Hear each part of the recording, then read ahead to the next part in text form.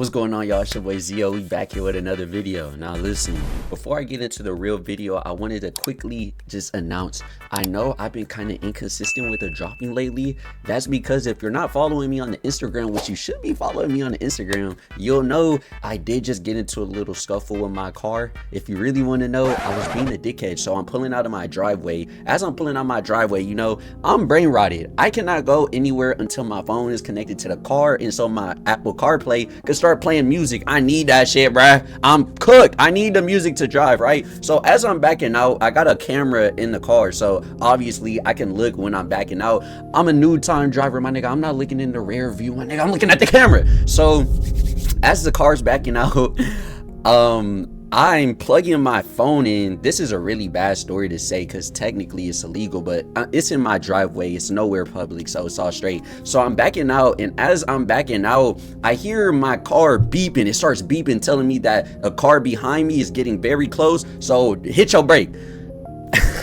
My dumbass, instead of hitting my brake, my dumbass hit the fucking gas, and I rammed my car into the I basically rear-ended myself on some pause shit. I low-key hit the car behind me, but thankfully it was my grandpa's car, so it wasn't like someone I had to exchange insurance with or like had to go through that whole ordeal. I just told him, Grandpa, listen, my nigga, you need to chill out. Don't be mad. You already an old nigga. This car doesn't really mean that much to you in life. Plus, I got you. I'm gonna pay for it. I'll pay for everything. It's straight. I got you. So I basically just been working a lot more just so I could get some money to pay not just for my car, but for this nigga car, because his door is completely fucked. He needs to get a new door. I'm gonna put the pictures up there, but I just wanted to have, you know, be transparent with y'all, give y'all understanding of why I've been, you know, not as consistent as I was just like 2 weeks ago. But trust me, I got a run that we finna start off with this video today. And today we're talking about Summrs. Why are we talking about Summrs? Because Summrs is an artist that I keep seeing,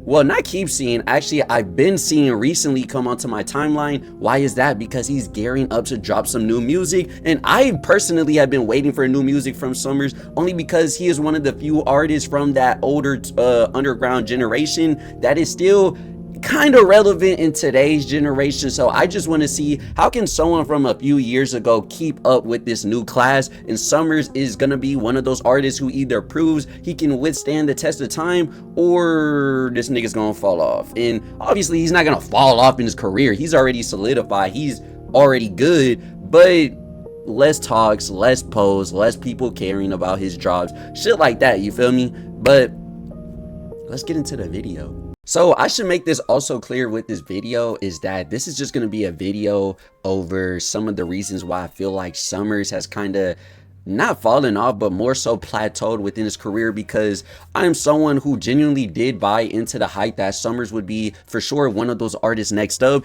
And after Yeat blew up to the point where he did, I did think not only Yeat and Autumn, who came from around Summrs, they both had hits. At least Autumn had one way, Yeat was blowing up. And so I'm thinking at that time, Summrs caught some heat in 2022, 2023 to the point where it's like, oh shit, Summrs might be that next one for real to go up.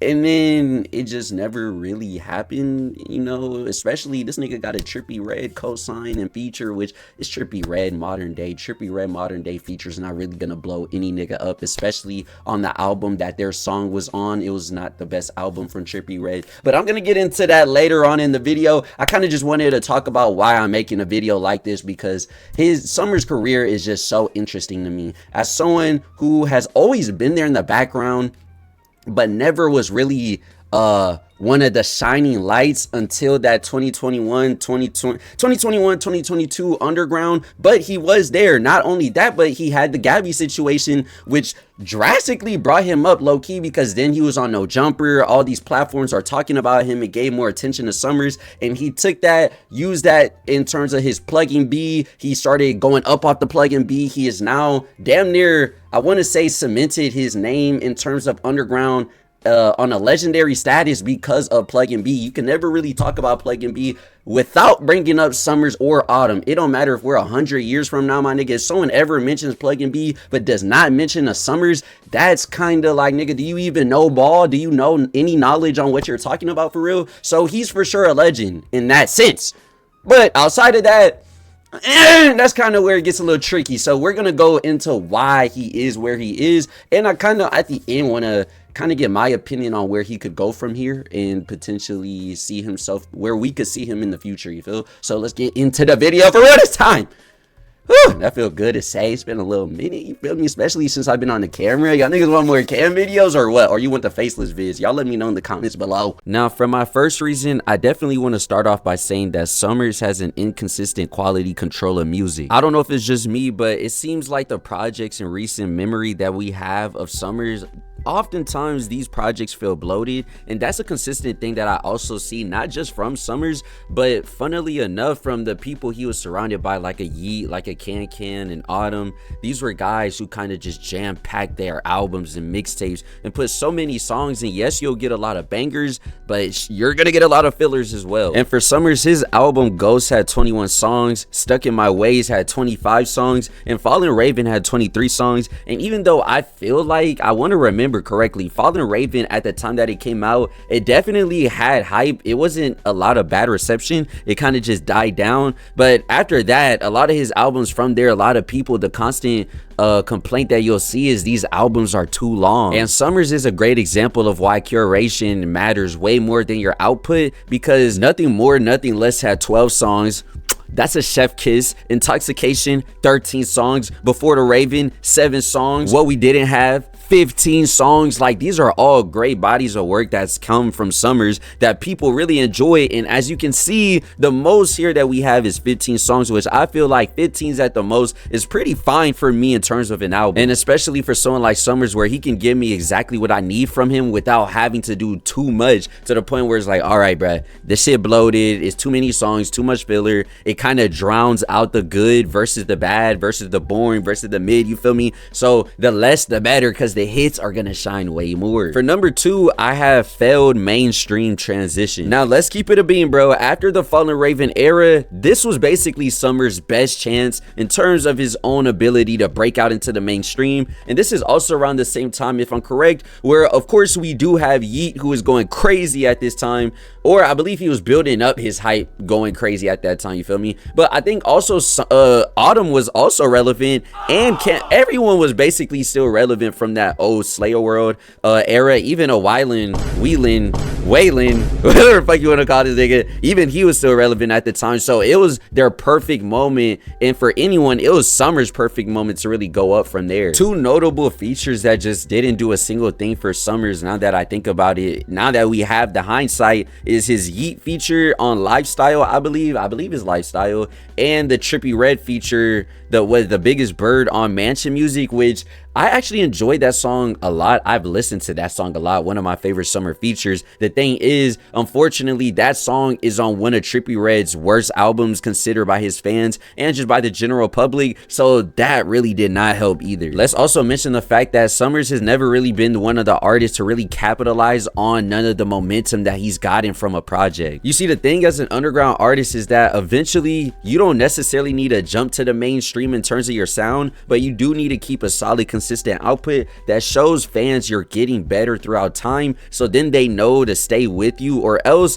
they're just gonna be one of those listeners who come for the song that they really like and then leave for the new songs because they don't really give a fuck about you. And don't get me wrong, the underground is very cool, but you have to keep growing and getting better, or else your career is gonna get stagnant and it's gonna die because people will move on. You'll get streams, but I promise you, if you try to go tour with that shit, you won't even be able to sell out a 500 capacity venue. Next problem, I think this is number 3. The underground moves fast. I've been saying this for every artist that I've been covering lately. The underground moves so fast, and it's not really the underground move fast per se, because before really social media and TikTok, the underground in music definitely did not used to move as fast as it has now. There's been so many different sounds, so many artists who has come and go, and artists who are, mind you, very young, and yet they've already fallen off in their career just because it's like every damn week at this point. It used to feel like every other month to every month to now it feels like every week there's a new artist who is fucking breaking through. Like genuinely 2 years ago, I didn't know who Slayer was, yet he has 1 million fucking monthly listeners right now, just out of the blue. And that's the thing, whenever Summrs was big in 2021, 2022, 2023,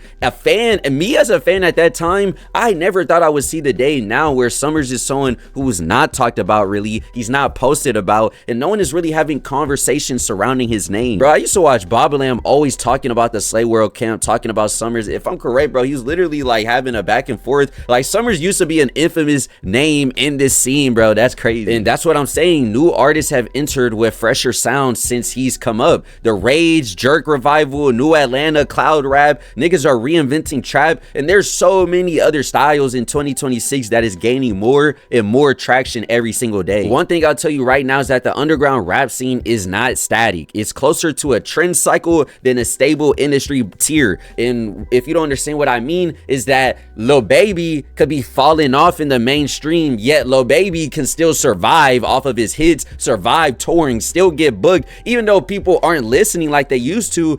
He's a legacy. Niggas are in the mainstream. He has hits. In the underground, a hit is cool. You know, a 10 million stream song, you know, that blew up 3 years ago. That shit's cool. But nigga, people in 6, 7, 8 years, they're not gonna give a fuck about that song. So you have to keep getting better and better. And that's hard for some artists. That's not realistic for every artist. And that's not a standard that I hold to every artist. I just would hope for you as an artist, you keep trying and doing new things and just trying to have fun with the art. You gotta understand, bro, this is art. At the end of the day, this is music. You should be having fun with your music even if people don't like it, which is one thing I do like about Summrs, is the fact that he will experiment, he will try new shit even if his fans do not like it. That doesn't mean he's good at it, but it just means he is someone who's not scared to do something new. But the problem on the other hand with that is Summrs isn't that good at doing new shit, so that is kind of why his fans always want him to go back to his older sound, which when he does, it's a hit. So it's like, if you can't move on to a new sound but then you always do your old sound, you're kind of fucked in lack of evolution. And this leads me to my last point, being that the expectations versus the reality for Summrs' career. Summrs did not fall off in absolute terms, obviously. He still has a loyal fan base, he still pulls great streams, he's still very influential in the plug genre, but he was labeled an artist who was next up in the future in the lanes of a Yeat, Sofaygo, Ken Carson, what the fuck, I was gonna say Kankan, bum ass, Ken Carson, Destroy Lonely, names like that. Yes, Summrs was once upon a time in those conversations, but whenever you are a Summrs who is still underground, like Sofaygo is with Cactus Jack, Yeat is literally having Kylie Jenner on a fucking song, even though it's ass, even though that doesn't mean anything, that means he's in those areas. And Ken Carson is under Cardi. Summrs, yes, he is himself, he's independent, which is honestly great for what he's done in his career. With that doesn't automatically mean you're gonna have musical success because of that, though. If anything, bro, Summrs is like the B tiers of Luckies in terms of the underground. You have your Luckies, your Uno the Activist, your thousand band Fanies, just those artists who have been in the underground for so long and they haven't necessarily crossed that mainstream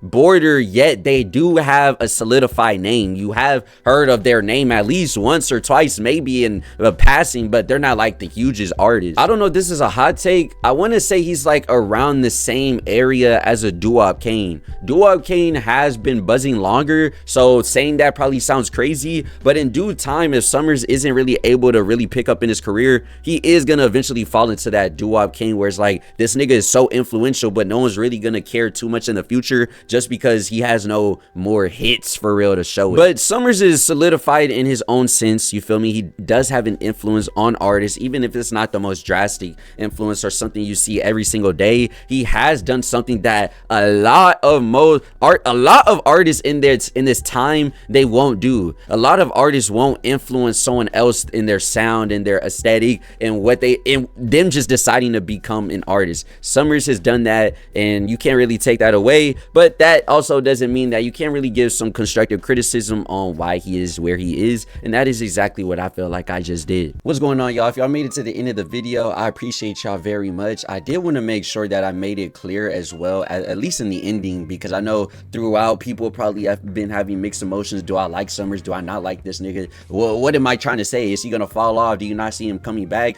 For me personally, I would love to see Summrs win, but that's not up to me. It's up to the fans. It's up to the people who listen to him. And it's really up to new listeners.